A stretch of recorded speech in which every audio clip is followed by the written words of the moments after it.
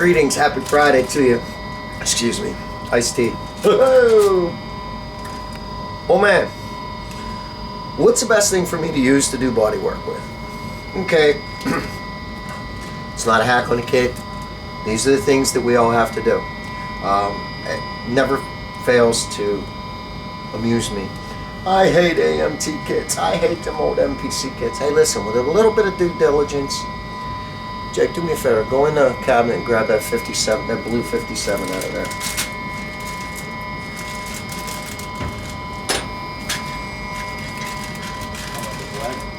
No, the blue sedan. It's up the top, the body.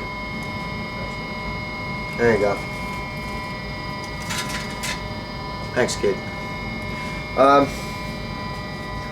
Case in point, AMT 57 Chevy. Garbage. No good.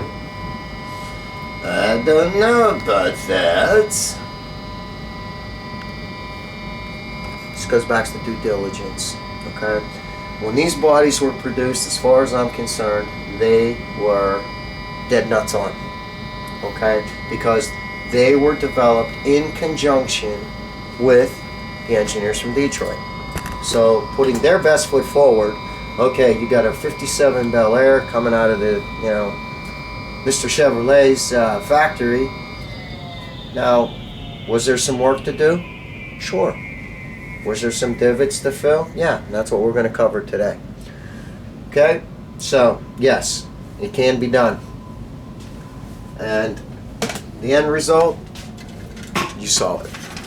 Okay, now, this is the latest release.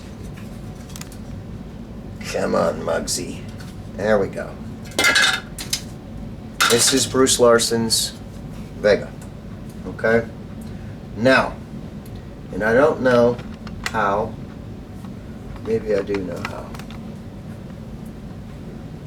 We're gonna go. Alright, the best way I think that I can show you is if I take this marker.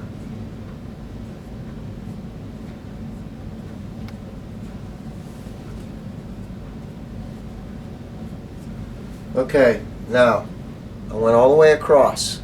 Okay, you see those white lines right there? Alright, that's a divot. There's one over here too. There's a mold line that runs up here, mold line that runs over here. You get a mold line and a dent right here. Okay, now the mold lines you can sand away. The divots, you have two choices. You can take and you can sand it down, okay? Or if it's too deep, what I do, I take my trusty superfine applicators, take super glue, put it on, and I will put a dollop here, okay? Once that starts to tack up, I will take, depending on how deep it is, I will take 220 or 320 and I will go across this. Okay, if it's deep enough to warrant this. Why do I use super glue? Here's why. It doesn't shrink. A lot of times guys will use one-to-one body products. All well and good, but it shrinks. It might sit there for however long. Then you lay paint over it. You lay clear over it. You go back a year or two later and it's cracked. Nature of the beast. If you take the super glue, you allow it to get to the point where it's almost dry. You start wet sanding it. It produces naturally sand, okay, dust. The dust intermingles with the super glue and actually becomes almost like a body. It becomes a body filler. Then you'll go 320, 400, 600, 800, 1500, all the way up to 12,000, and you got a smooth, and you no longer have this. Now, let me see here. A lot of the kits, the older releases, okay, You had the screw bottoms. Okay. Let me see. Let's use the Buick Wildcat. Jake, do me a favor. Grab the left shelf. You'll see the Black Starfire. No, buddy. The cabinet back there. You'll see the Black Starfire with the trunk all wet sanded out. Yeah. Okay, bring that over here, and that'll be a perfect example.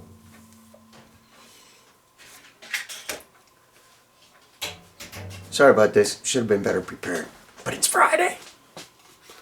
Okay, now on this particular car, and these, you will have this on these older releases. A lot of the Johan kits, a lot of the AMT kits, okay, they had this. Now what this is called a screw bottom. So you put everything together, and then you put your chassis in, and then you run 4 screws in. Okay? Now, unfortunately, what happens over the years, where these mounting points are, where you run your screws into, they form dents here and here.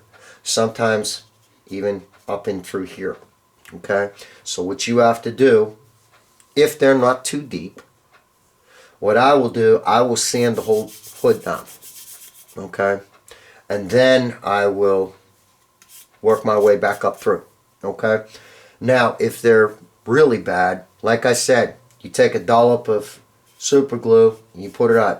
You don't have to like put one this high, because you're going to be sanding forever. And I'm not saying that you are going to get this on the first try. Once again, what's your hurry? Do it once, do it right, do it once. So you'll lay it on, you'll sand it, and you take it up. Okay? If you want to cover your ass, which you should if you do an extensive amount of body work on a build. Shoot some primer over it. Okay? And that'll tell you whether or not you got it. Now you might still have to add a little bit there. Like you might have missed, there's a little scratch, or there's still a little divot there.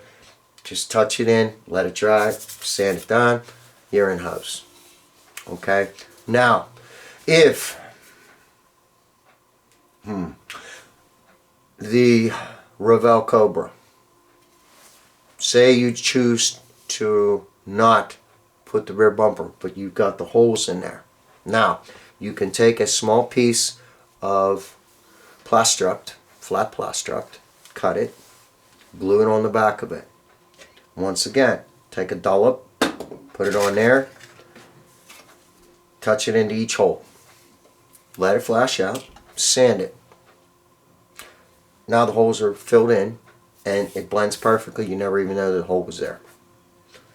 Like I said, this is my way of doing it because I don't want it to go south somewhere down the road. It might take a year, it might take 2, it might take 6. It might take 6 days. You get this build all done and it's pristine and it's sitting there, and the next thing you know, that's what happens.